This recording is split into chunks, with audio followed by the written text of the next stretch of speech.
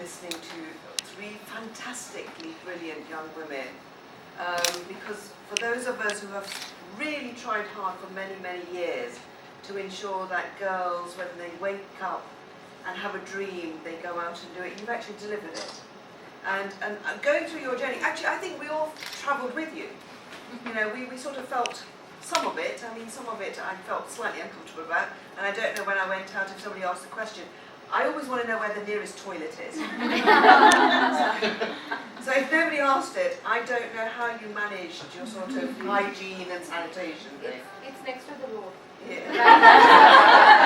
So you know when somebody said, would I do it?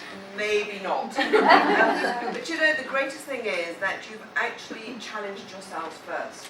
That the challenge came from you first to yourselves. And interestingly enough, it's made you realise that life is too short. And many of us who have been in this space for a long time have recognised that often girls and women put their dreams on the back burner because they're trying to deliver everybody else's dreams on that journey forward. And I think, interestingly, it doesn't have to be that you have to give up your dream. You just have to find a space to do it in. The other thing I think that if you are going to go on a journey that is quite challenging, preparation. You need to know what you're letting yourself in for. You've obviously got three very different personalities, but they complemented each other. And so I think that was key to the success of this rather long journey. We're welcoming you to the UK because we think your journey demonstrates, not that because you were girls you did it, because you were three driven people who were determined to come. And that's why you did it.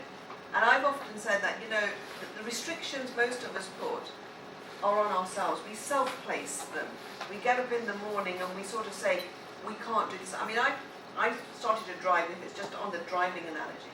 I drove and passed my test at the age of 19.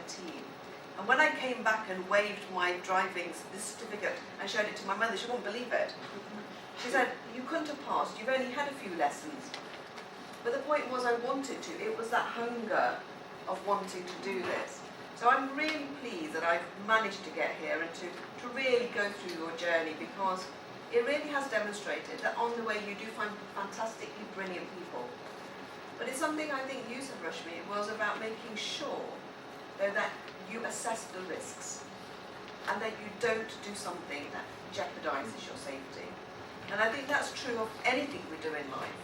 It's about assessing the risks. You know, I mean, we get up in the morning to walk out of the door. We do take a judgment call on whether it's safe or not for us. So I just want to say that I'm really pleased that you're here, and I'm really pleased that I've had the opportunity to hear this fantastic journey. But more so, that you're going to go back and try and do something else to inspire people. Because it's not just about inspiring other women. Because unless we inspire the men to, you know, you've all had supportive families. But unless you get that supportive family function behind you, men and women, unfortunately, some of the women you would have met, the three ladies that you showed on the photograph, you know, I did say to Vijay, I said, they may feel empowered because they do decision making in their sort of small context. But the big question I always ask myself, how does that influence the bigger decision making? How does it change the lives of more people at the same time? So, you know, carry on, because it's brilliant. You know, I think all of us would appreciate what you've done. I'm not sure many of us would be brave enough to do it. But I think ultimately, I think it's about you saying, Nidhi, you had a dream, you wanted to do it, and you just found a ways and a means of doing it. All of us in this room, and I know many people in this room, where's Luke? We've got Lucas there. You know, we work hard to ensure that everybody, this country gives you an opportunity to do other things, and driving is not, you know, it's not a difficulty to do here.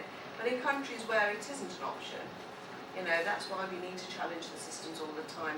And I'm really pleased because if you can drive in India, trust me, you can drive anywhere. You know, I have yet to fathom out. I've only tried it once. I didn't realise that, you know, when you turn right and I'm obeying the rule, that you wait for people to let you, the driver next to me said, "You'll be waiting a long time." so I did learn my lesson that, you know, perhaps India driving is not for me. But I would like to, I think we've got some presentations to give to you for your fabulous journey, and I really think I join everybody else in saying, well done, what an inspiration you are to us all. Thank you very much.